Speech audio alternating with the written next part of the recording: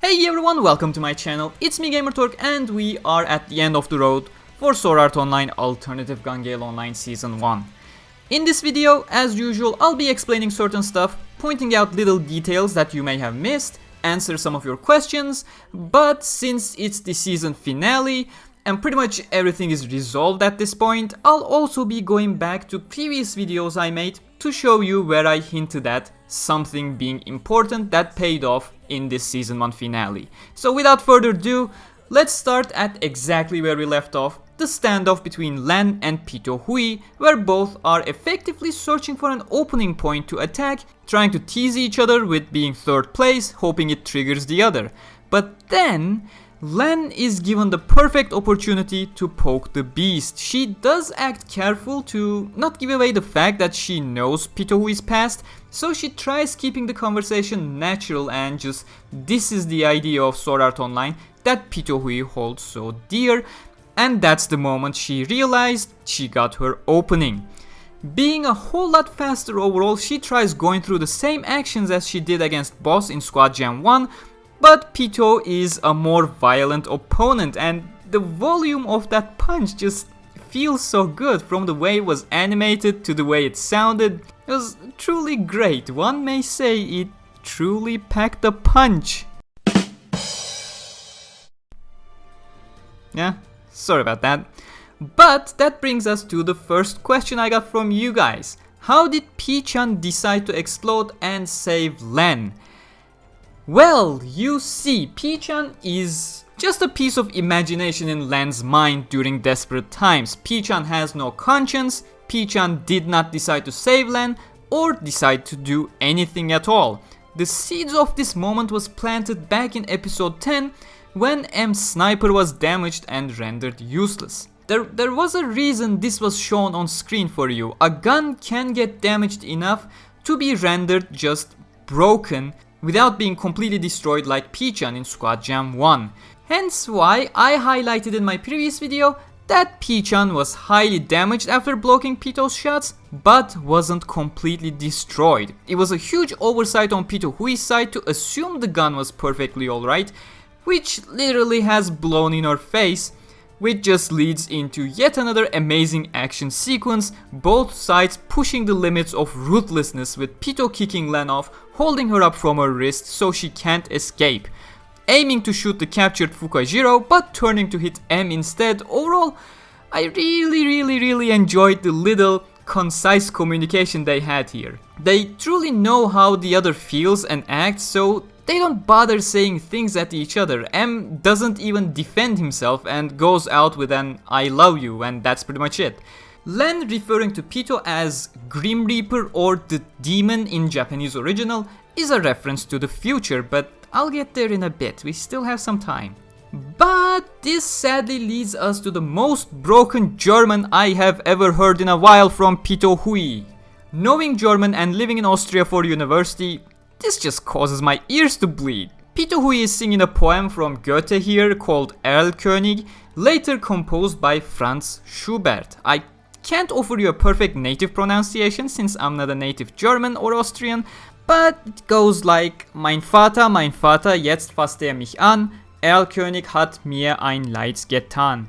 Which is for some reason pronounced more like it was in English by Pitohui. Just bleeds my ears. Come on, Japan, get your pronunciations right. You're welcome to read the translation of the poem and interpret it the way you want. I'm just here for concrete information, not for interpretations. Here, LLENN tries, not subtly at all, to deceive Pito, wanting to applaud her performance. Of course, Pito doesn't take it here, but LLENN actually gets to fulfill that promise later on in this episode.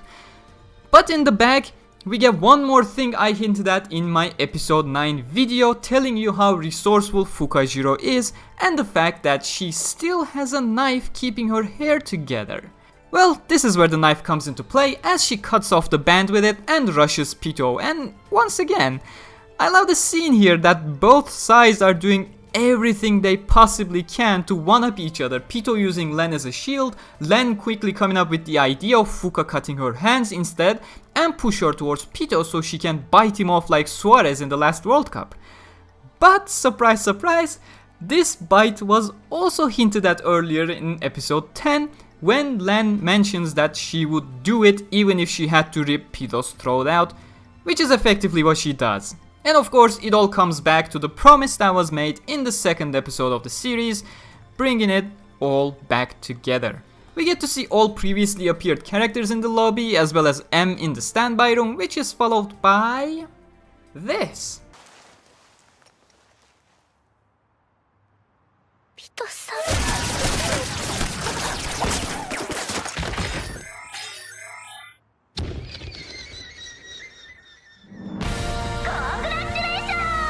Due to time constraints, when making this video I can't go back and bring up all the comments that mentioned TS would win by camping, but I'd like to congratulate you guys for thinking the way you do, wish you all the success in Fortnite, and may your hate messages after your games be more pleasant than the SJ lobby here with people swearing and showing their middle finger at TS.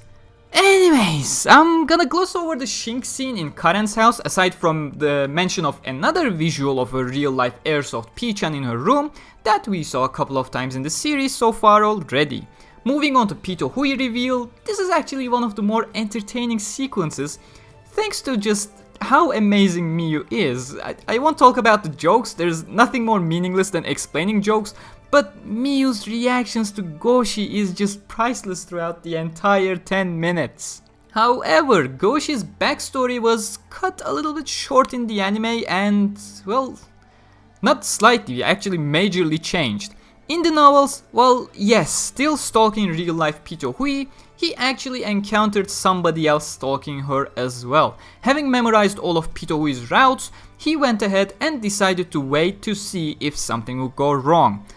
And once the other stalker started assaulting Pito, he went in to save her, getting knocked out in the process. Overall, I feel like the anime wanted to paint Goshi as more of a predator for the sheer amount of shock value in it, but hey, now you know the true story. As for the rest of it, it pretty much goes the same with all the sexual stuff and shit. And Karen, who thought M stood for Mapper back in Squad Jam 1, finally has a revelation. We get a glimpse of a Kanzaki Elsa concert as Goshi tells Miyu and Karen that Pitohui is the owner of the club, and we finally get to see Elsa for the first time in the series after getting so many mentions throughout. It's very minor here, but I feel like pointing this out since I've seen some people think that Elsa having her concert barefoot was just an animation mistake, cheap animation. In fact, it is not. If you look at the light novels or the album cover for Elsa, she does in fact appear barefoot in all these scenes. So this is accurate to the source material rather than, playing it off the cheap animation. That's how it was in the source. And of course, after the concert, the series tries to fool you one last time when Goshi introduces Sato Rei as the club owner that he mentioned as the real Pitohui earlier. Anime takes this one step further and actually makes the voice actor of Pitohui, Yoko Hikasa, to voice the club owner as well. But yeah, Karen is having none of that. She already has it figured out, the way I hinted at a long time ago in my episode 6 video talking about how Goshi found Karen in real life. I didn't spell it out exactly, I just gave you the hints for you to figure out, but I said there was only one instance where Karen shared her identity as LLENN, and surprise surprise, that was the fan letter she sent to Kanzaki Elsa.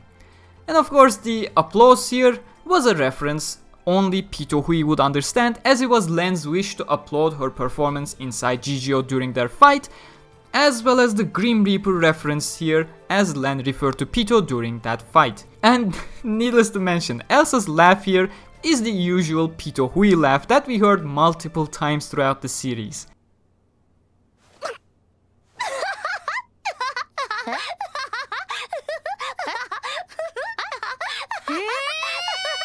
And of course, LLENN just goes to explain how she figured it out, but I already pointed that out in short words.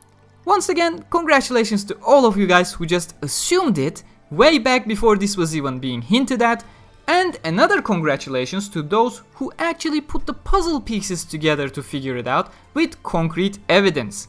And while it may go unnoticed, there's a slow piano rendition of Ryusei playing in the background of the scene, the opening song of the series, which, I don't know, it just feels really nice. I really hope they release this one with the official soundtrack release. And before wrapping up the episode, yes, Kanzaki Elsa is old enough to not be a minor. You can hold your horses. I just love the warning comes after the spells gag from Doctor Strange here, played by Goshi, sending out a warning to Karen a little too late, and Miyu reacting the way she does is just brilliant. I love Miyu, she's the best.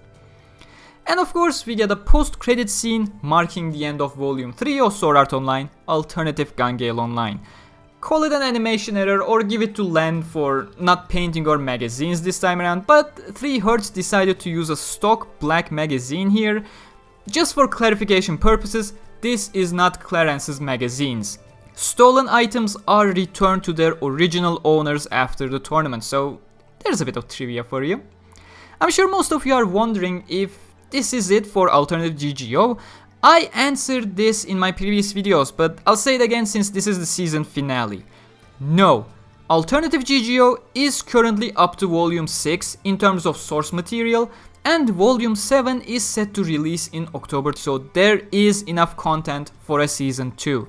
Though, as an educated guess, we'll probably have to wait until the end of Alicization arc as a means to spread the content out as much as possible from the, publisher side, and to not cause the shows to cannibalize each other. So I'm expecting a Season 2 of AGGO after Alicization anime comes to an end, which is gonna be a long wait.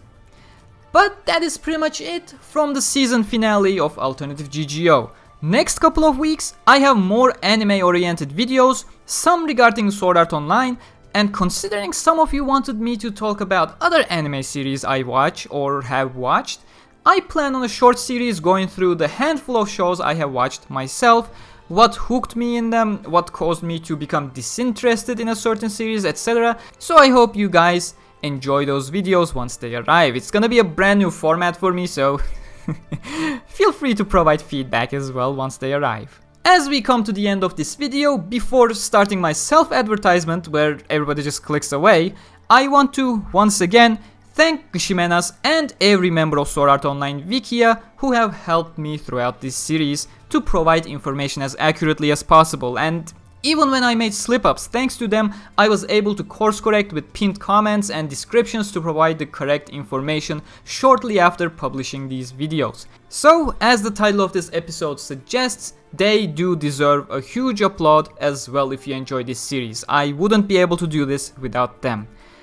And of course, another huge thanks goes to my patrons as well for making me see a future in doing these types of videos, which was a brand new concept for me.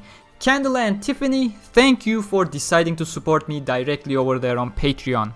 And we get to the part where you can safely click away, only self-promo remains, so if you enjoyed what I do here on my channel, do consider supporting me on patreon.com/Gamerturk. As for me, you can find me on Twitter at Gamerturk95 and on Facebook.com/Gamerturk. Thank you very much for watching, and I'll see you guys next week with more on Sword Art Online anime content, later in summer with my other anime related content, and last but not least, in October with Season 3 Alicization Explained videos. Until then, take care everyone.